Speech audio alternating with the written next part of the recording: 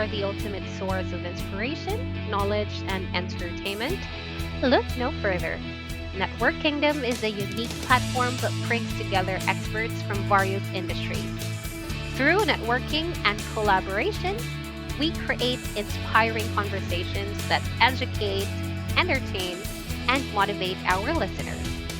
Whether you're a business professional, an entrepreneur, or simply someone looking to grow their knowledge base. Hello, everyone. I'm here again, and I have the most amazing guest, Tanya. Hi, Tanya. Good morning from here.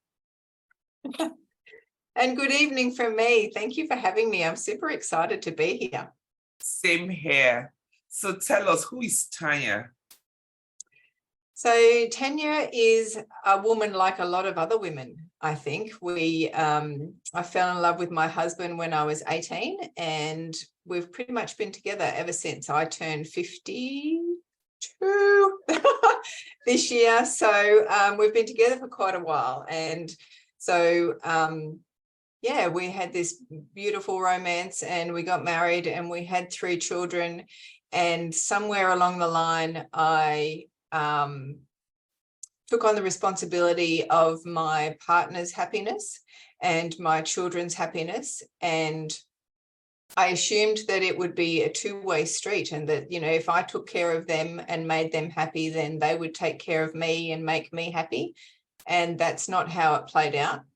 And so I got to a stage where I was, overwhelmed and unappreciated and burnt out.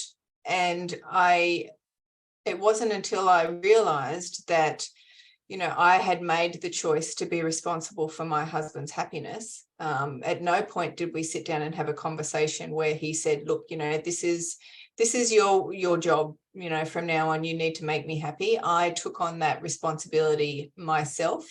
And when I actually realized that and became accountable for that I had chosen this life, which was picture perfect on the outside, but on the inside, I was miserable and lonely and sad and afraid and really angry. But when I took responsibility for the choices that I had made and the lessons that I had taught my family, which was, you are the lowest priority and whatever you need comes last. That was when everything turned around. And that was when sort of I felt the most relieved and the most empowered. But that was when the real battle started, because, we had trained each other for so long that, I was the lowest priority. So turning that around was hard work. It was hard work externally and internally.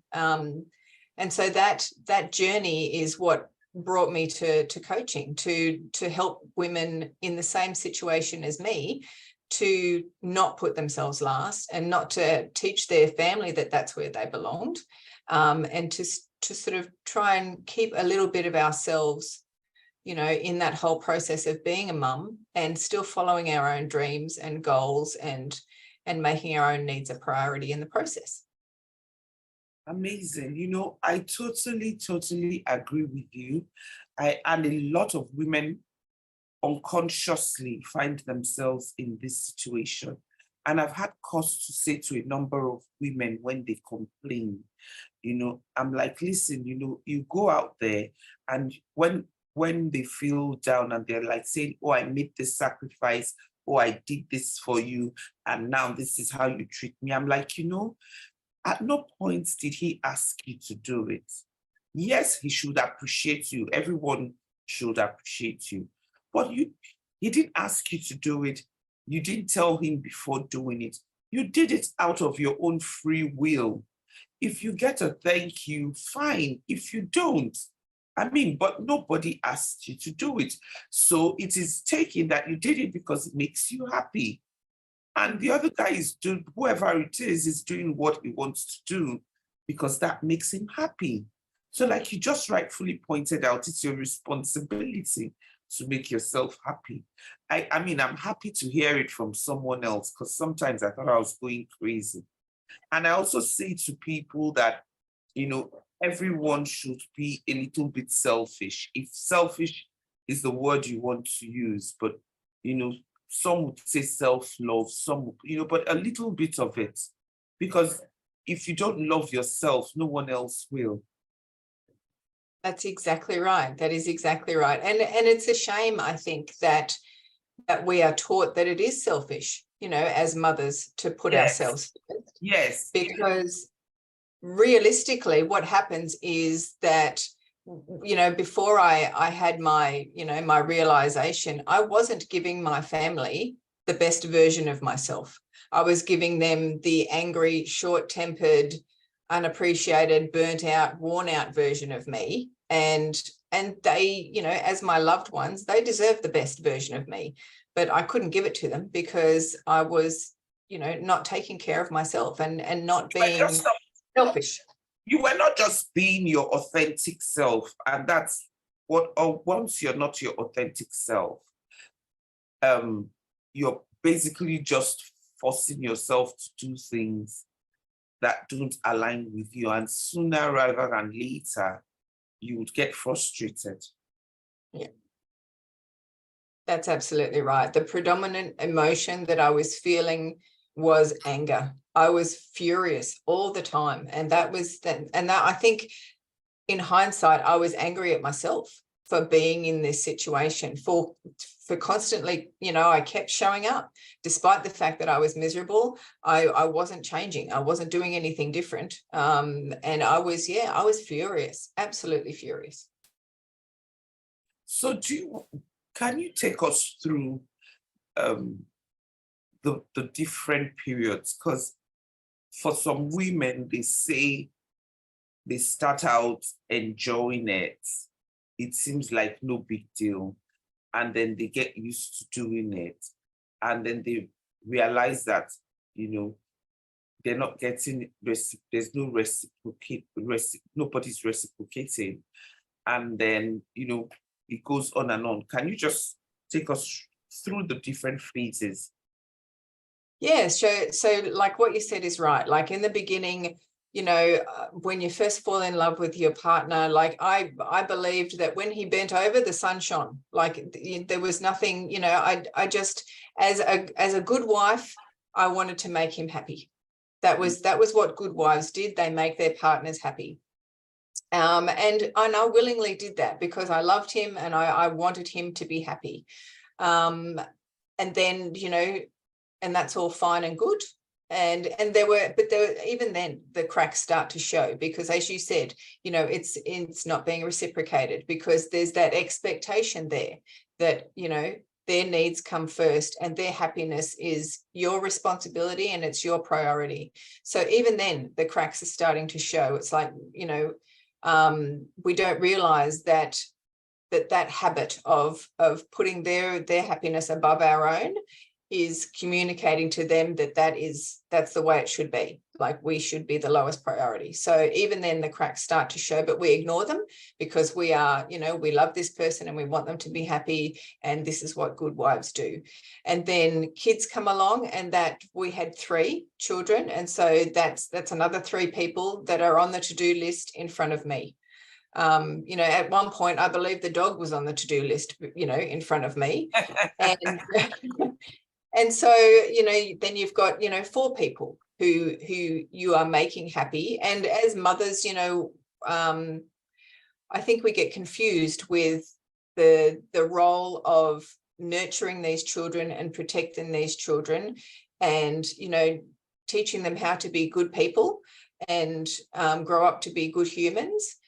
And we get that confused with our responsibility to make them happy. And it's not, we need to be teaching our children that their happiness is their own responsibility.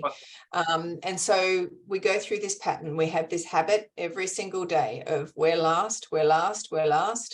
And I went through that phase for many, many years. And it's just, it builds, that resentment. Like I loved my family and I still love my family very much, but I also resented them because they were just taking everything that I could give, they would take. And there was no, I didn't feel there was any giving in return. Yes, I know they loved me. Yeah. But I also knew that, if push came to shove, their needs, they would demand their needs would be met before, before mine. And if I wanted to stand up and say, no, this is what I'm doing for me, there was, lots of resistance. It's like, well, no, like that's not the way it goes. You don't do stuff that you want to do, that inconveniences us. Like, you need to be here for us 24/7. So then, you sort of just go through this phase where it's like Groundhog Day, and every day is the same. Every day you give and every day they take, and it's, you're stuck in a rut. And no one in their right mind could have convinced me that there was another way out. It's just, this is just the way it is. And then you get to a stage where it's sort of like, you can't ignore that unhappiness anymore. And I would lie awake and I'd be like, okay, I need an exit strategy. Like this, I was blaming my husband for everything. It's like, okay, he should be setting that example for my children. He should be showing them how to treat me. But the fact of the matter was, he didn't know how to treat me because I didn't show him how to treat me. Absolutely. I didn't, that was never part of the process. Or you showed him, but what you were showing him wasn't what you wanted. Exactly. That is exactly right. I was teaching him that I was the lowest priority. So that's the lesson that he... And you didn't mind. Yeah. Yeah, that's exactly right. And so it just got to the point where I could no longer ignore that. And I was like, okay, so I need to get out.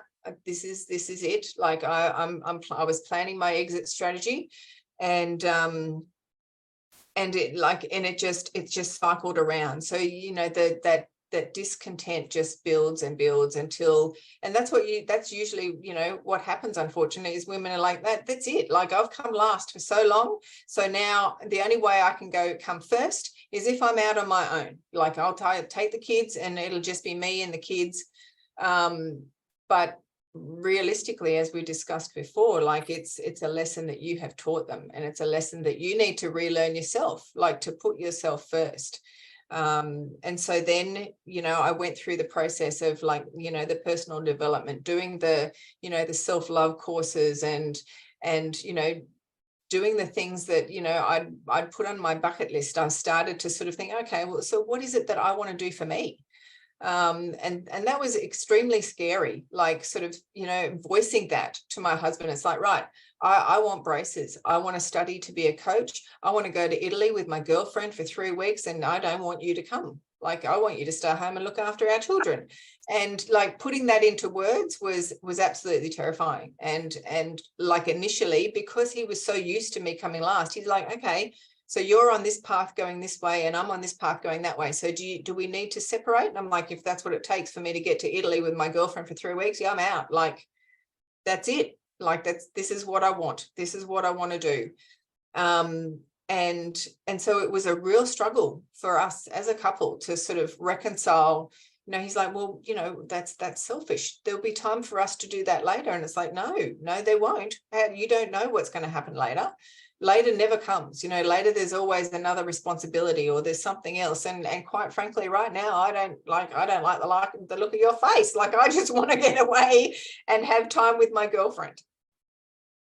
So, do you notice, I would like to hear what you think. Do you notice that the compliments change? So it goes from, Tanya is such a selfless wife. Oh, she's so giving. Oh, she's so loving. She's kind. And then suddenly you're no longer selfless. It's now Tanya is acting up. Or, yes. Yes. And then you start hearing things like, oh, you've changed. Yeah. Yeah, absolutely. Yes, absolutely. Yeah. I was selfish. I was self-centered. The kids need to come first, and that's stuff that that can wait for later, or that stuff you should have done before you had kids.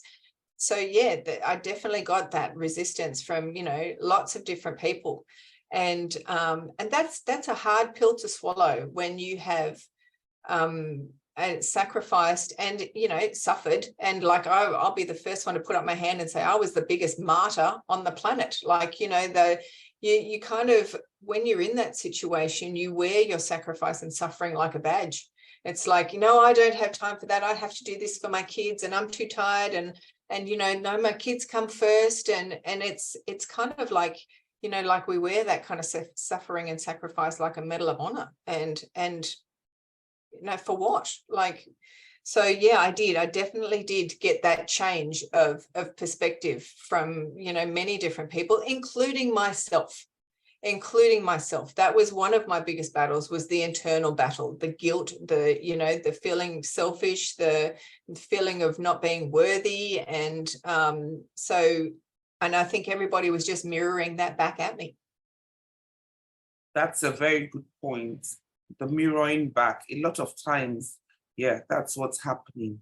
Do you think, I mean, listening to you now, when you said, when we're talking about a lot of women going through it, and we're saying that it kind of builds up, and for some women, they're like, I'm taking the kids and I'm out, because they just feel like, okay, once I'm out, I'm on my own and I can. Do you think that that could come from not sitting down to look inwards and taking responsibility for the part you played? Absolutely. Yeah, absolutely. Because I was definitely deep in the victim mindset. Like my kids and my husband had done this to me. And it's not taking responsibility for, for the choices that I had made. And we trick ourselves into believing that we don't have a choice. I don't have a choice. This is just the way it is. And like, that's bullshit. Because you do have it. You might not always like the consequences of those choices, but you have a choice. And so, yeah, I definitely feel that. And I never, my husband and I are still together, so we never split. So I don't know what it would have been like if it had have just been me and the kids, but I can pretty much guarantee that I probably wouldn't have changed much, because I still had three little people who believed that I was the lowest priority. So, Exactly, because I was just going to get to that, going forward, because I'm looking at the larger picture and trying to understand scenarios that I have seen, and it seems to be making sense now. So you train people to mirror you in certain ways. You're the least important, I'm not priority, I'll do everything you want me to do just to make you happy, and everyone around me has to be happy. And then you leave that relationship and you go into another relationship without realizing that this was the part you played in this relationship.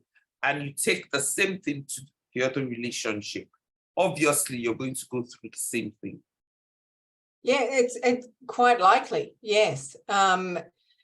Like at the stage for me, I probably would have, I believed at the time that I would have been happy to be single for the rest of my life. Like this whole relationship thing is crap, because I can, if I'm on my own, then I don't have to answer to anyone. But you still have that same issue where I was creating three human beings, two boys and a girl, who believed that, the women in the relationship come last. They are the lowest priority. And that was one of the things that really kicked my ass when I was wanting to cave in and just like, I just want to keep the peace and just, go back to the way it was, because then, nobody was angry at me and nobody was disappointed with me and nobody was saying that I was selfish and self-centered. So I'll just go back to the way it was and suck it up and, put up with this until I kick the bucket. But what really got me over the line was, I don't want my boys, who are now 22 and almost 21, to go into a relationship and think that their happiness is the only important thing. Because that's what I was teaching them. And I didn't want my little girl, who is 12, to go into a relationship and instantly go, okay, well, now I no longer matter. So that for me, I did not want to create that pattern in my children. So now, what changes have you seen with the children and with your husband now that they've kind of accepted it or learned or understood you better? Yeah, definitely. My husband in particular, because, that was a pattern that we'd established from, like I said, when we were 18, like as soon as we were together, like the sun and rose and set on his head. And so for him now, it's interesting. He's like, there's some of the things that I want to do. He's still like, it's more of a financial issue now. Like, it's sort of like, we can't afford for you to do that. And I'm like, yeah, actually we can. Like, we can make this work. And this is something that's really important to me. And I think what I find with him now is he is far more like, I think the initial reaction is still the knee-jerk, no, you can't do that, but he is a lot more patient and tolerant and willing to Have the so because like when you think about it, it's the whole personal development path. Like, I started years ago and he is only just catching up now. So like, I am, as far as that goes, I'm miles ahead, on that path than he is. And so he is, definitely making huge efforts to sort of go, okay, so like, what is it that you want to do? And how is that going to move you forward? And so he's definitely a lot more understanding, a lot more interested, and a lot more, sort of, tolerant of me making those decisions. So that's definitely, but that has been a long road. Like, that's just, stubborn determination a lot of the times is what got us, where we are, from me. And then when it comes to my kids, like they all react differently. So the oldest one is, I can see him making the same mistakes that I did in his current relationship, whereby his girlfriend's happiness is more important than his. And so I'm having that conversation with him now. Like, you have a choice, and you might not like the consequences of those choices, but you have a choice. Your happiness is just as important. And I think I'm hoping that he's starting to realize that, okay, like, this is this is what you did. Like, and I've said to him, like, I can tell you from experience that putting the other person, their happiness ahead of you, is a recipe for disaster. Like, that's not something that you want to be able to do. So I'm definitely, I feel like brainwashing is the word, but it's like, I'm definitely sort of speaking to them on almost a daily basis to sort of say, you have a choice in every situation. Reinforcing it, still reinforcing. Yeah, that's exactly right. And especially with my daughter, I'm like, whatever you want to do is what you do. Like, if you, like, at the moment she wants to be an artist, and I'm like, that's fantastic. So you do that, you follow your path. I said, whether you travel around the world and do that, or, you do that. And I don't want her, because like, I was only thinking about this the other day, like, when we have children, we tell them that they can do and be anything that they want to be. Whatever they want to do, they can do it. Like, you work out what your path is, and you work hard, and you get to where you want to go. You dream big and you achieve that. And I don't want to teach my daughter that, okay, so now you've got a boyfriend or a husband or a partner. You need to let go of all that now. Like, yes, at one stage you were dream big and you go for it, girl, but you need to get all that done before you have a partner, because once that happens, it's like, so, and that's what we've done to ourselves. We've like, yes, I wanted to do this, but now I have, a husband and kids. And that was one of the things that prompted me to study coaching, was I spent so many hours on the sidelines of my kids' sports, speaking to other mums. And, mums were like, oh, I've always wanted to write a book of poetry or a children's book, or I've always wanted to do this, or I've always wanted to do that. And I'm like, why don't you? And they're like, yeah, well, I've got a husband and kids. And at the time, I couldn't recognize those limiting beliefs in myself, but I could definitely recognize them in other people. Yeah. And it used to break my heart. I'm like you spend 3 hours here, every week Like, why can't you sit here and write poetry? Why can't you, just incorporate that dream into your life? And that's really what I focus on with my clients. Is it's not one or the other. You're not a mother and and that's all. Not either or. Yeah, it's possible. It's possible to have both. Yeah. Oh wow, awesome. Before we go, what practical step that can you give a woman who's facing the same situation, a step that after listening to this podcast she can take immediately, some first step? For me, like in the very, very beginning, it is doing whatever you can to learn as much about yourself as possible. I would that's where my personal development journey was. It's like, who am I? What is it that I really want? So, make a list, do that bucket list, do that goals list, that dream list, and go, all right, let's pretend that I can still do whatever I want. And they feel like they're pretending, but the truth is that they can still do whatever they want. Like, I'm turning 52 this year. I've still got a good 30 odd years to go. That's a long time. I can do a lot in that time. So make that list, make that goals list, make that dream list. And then for me, it was positive affirmations. Like, I was constantly, if I came up against that self-doubt, oh, well, I can't really do that, or I can't really afford that, I can't really justify that. That was my big thing. I can't justify doing that thing for myself.